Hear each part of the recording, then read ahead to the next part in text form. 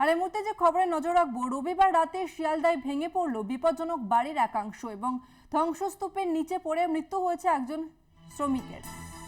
আর একবার জানিয়ে রাখবো, রবিবার রাতে শিয়ালদাতে ভেঙে পড়লো বিপজ্জনক বাড়ির একাংশ এবং ধ্বংসস্তূপে চাপা পড়ে মৃত্যু হয়েছে একজন শ্রমিকের।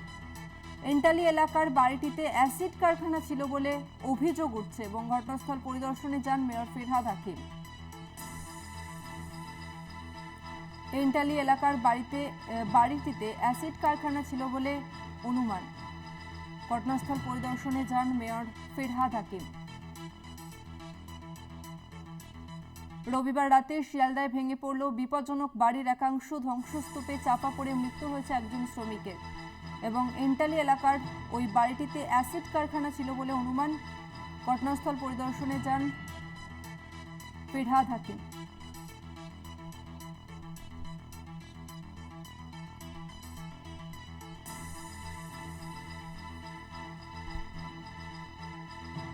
রবিবার রাতে শিয়ালদায় ভেঙে পড়ে বিপজ্জনক বাড়ির একাংশ, ধ্বংসস্তূপে চাপা পড়ে মৃত্যু হয়েছে দুজন শ্রমিকের। এন্টালি এলাকার বাড়িটিতে অ্যাসিড কারখানা ছিল বলে অনুমান করা হচ্ছে। অন্যদিকে ঘটনাস্থলে পরিদর্শনে যান মেয়র ফিরহাদ হাকিম। বিপজ্জনক বাড়ির একাংশ ভেঙে মৃত্যু হয়েছে দুজন শ্রমিকের। রবিবার রাতেই শিয়ালদায় ভেঙে পড়ে বিপজ্জনক বাড়ির একাংশ এবং এই ঘটনায় দুজন শ্রমিকের মৃত্যু হয়েছে। এন্টালি এলাকার বাড়িটিতে অ্যাসিড কারখানা ছিল বলে অনুমান। ঘটনাস্থল পরিদর্শনে যান মেয়র ফিরহাদ হাকিম।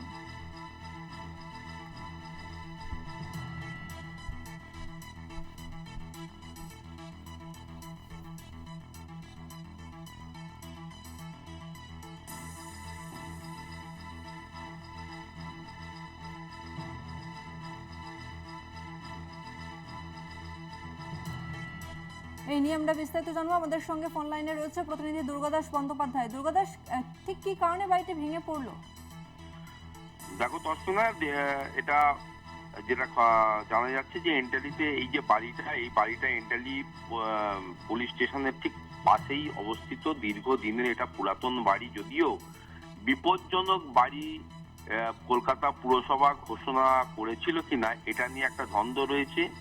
দীর্ঘদিন বাড়িটিতে একটি কোম্পানি সেটা কেমিক্যাল তৈরি করার কাজ করত এবং তারপরে এটা কোনোভাবে এটা বন্ধ হয়ে যায় এবং এটা তারপরে এটা দ্বিতীয় দিন তালাবন্ধ অবস্থায় ছিল। দুজন সিকিউরিটি ছিল, যে দুজন মারা গেছে বলে জানা গেছে। এরাই দেখাশোনা করতো, আসতো এবং বাড়িটির তারা পাহারা দিত।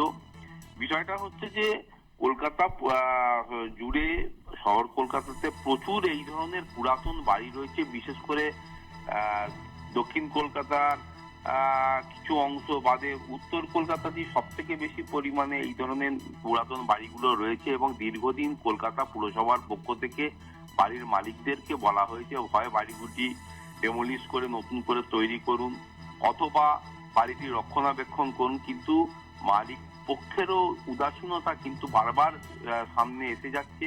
অনেক সময় দেখা যাচ্ছে যে বাড়ির মালিকের সঙ্গে বাড়িটি যারা ভাড়াটিয়া বা যারা বাড়িটিকে কোনোভাবে মানে নিয়ে তারা কাজকর্ম করছে, তাদের সঙ্গে লিটিগেশন আছে, কোর্ট কেস আছে, এইসব ব্যাপারগুলো চলছে। ফলে কলকাতা পুরসভার পক্ষেও সব বাড়িগুলিকে মানে এই ধরনের চিহ্নিত করে সব বাড়িগুলিকে ডেমোলিশ করাটাও কিছুটা আইনগত প্রক্রিয়ার জন্যও আটকে যায়, যার ফলে এই ধরনের দুর্ঘটনা বিগত দিনেও ঘটেছে, এখনো ঘটছে এবং ভবিষ্যতেও ঘটবে।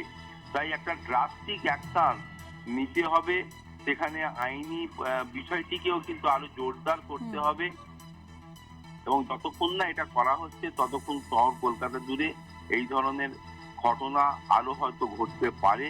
তাই এটাকে এড়াবার জন্য একদিকে যেমন কলকাতা পুরসভার আইনি প্রক্রিয়াকে আরো জোরদার করতে হবে, অন্যদিকে আইনি সহায়তার জন্য কোর্টের সঙ্গেও কিন্তু বিষয়টাকে সামঞ্জস্যতা রেখে চলতে হবে বলে মনে করছে ওয়াকিবহাল। ধন্যবাদ তোমাকে দুর্গাদাস। আমরা কথা বললাম প্রতিনিধি দুর্গাদাস বন্দ্যোপাধ্যায়ের সঙ্গে।